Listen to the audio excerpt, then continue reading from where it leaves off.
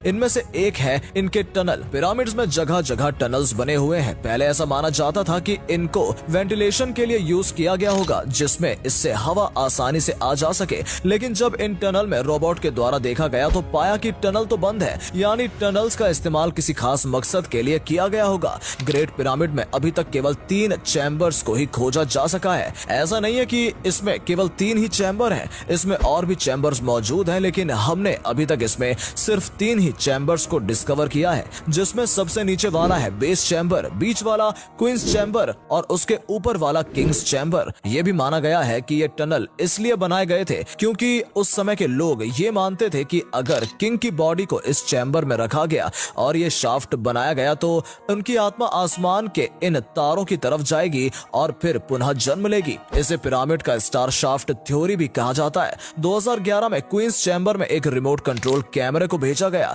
तो उसने देखा कि सामने रास्ता बंद है, लेकिन सामने मौजूद पत्थर में एक मेटल की इस तरह की पिन लगी हुई थी।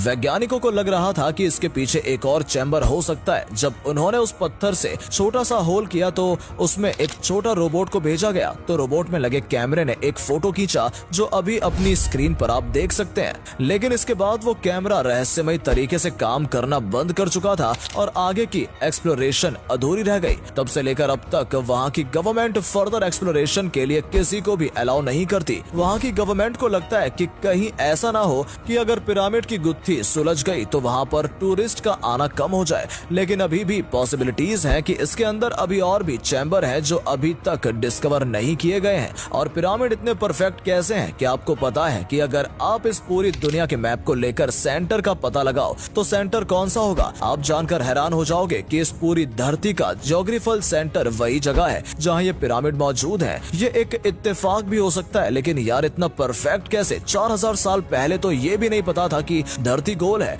और इसका सेंटर ढूंढना कमाल है। और अगर हम रात में पिरामिड को देखते हैं तो पिरामिड तारों के एक नक्षत्र के साथ बिल्कुल मैच करता है, जिस नक्षत्र का नाम आयन बेल्ट है। इस नक्षत्र में 3 तारे हैं और तीनों तारे गीजा के पिरामिड से मैच करते हैं। जमीन से देखने पर तीनों पिरामिड के ऊपर आपको एक तारा एकदम परफेक्ट सीधी रेखा में दिखाई देगा। वैज्ञानिकों का मानना है कि ऐसी परफेक्ट आकृति बनाना जो तारों के साथ मैच करे, ये काम करने के लिए आपको अंतरिक्ष में जाना होगा। तो क्या हम ये मान लें कि इजिप्ट के लोग अंतरिक्ष में भी जा सकते थे, या ये काम एलियंस का ही है? और यही नहीं, ये भूकंप रोधी है। मतलब इसको इस तरह से डिजाइन किया गया है कि ये तेज भूकंप के झटकों को भी झेल सकता है और ये 4500 सालों से तेज भूकंपीय कंपनों को झेलता आ रहा है। ऐसी शॉक प्रूफ टेक्नोलॉजी वो भी आज से 4500 साल पहले असंभव लगती है। सिर्फ भूकंप ही नहीं बल्कि इसे बनाते समय बॉल एंड सॉकेट का इस्तेमाल किया गया था। ये एक ऐसा मेथड है जो कि हीट एक्सपेंशन को झेल सकता है, यानी गर्मी के चलते जब पत्थर थोड़ा बड़ा हो जाता है उसे ये झेल लेता है। हैरानी की बात यह है कि इसमें पत्थरों के बीच जॉइंट इस तरह से लगाए गए हैं जिनमें एक ब्लेड को भी नहीं घुसाया जा सकता।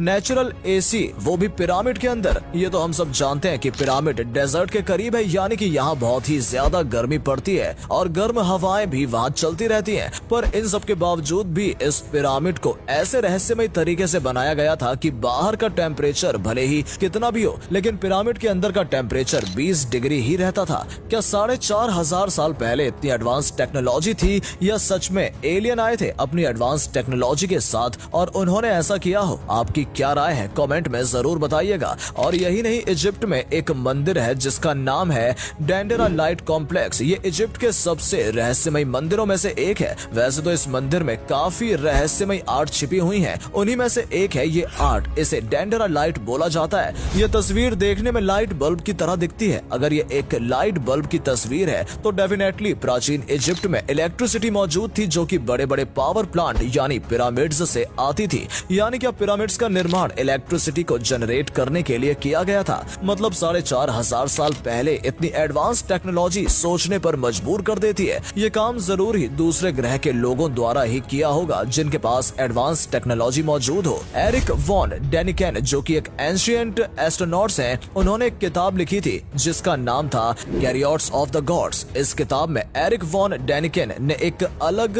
ही थ्योरी दी थी। एरिक के अनुसार अनुसार पिरामिड्स का निर्माण इंसानों ने नहीं बल्कि दूसरे तारामंडल से परिग्रही जीवों ने किया था। एलियंस ने ही अपनी एडवांस टेक्नोलॉजी के द्वारा परफेक्ट जियोग्राफी और जियोमेट्री को देखते हुए अपनी आधुनिक मशीनों से इन पिरामिड्स का निर्माण किया था। दरअसल इतने भारी भरकम पिरामिड्स एलियंस की वैज्ञानिक परीक्षण करने के लिए प्रयोगशालाएं थी जिनमें वो अपने वैज्ञानिक परीक्षण करते थे। दोस्तों, पिरामिड्स को लेकर कई लोगों ने अलग अलग तरह की थ्योरी दी है, लेकिन सच क्या है आज तक किसी को पता नहीं चल सका है। आज भी पिरामिड को एक्सप्लोर करना बाकी है।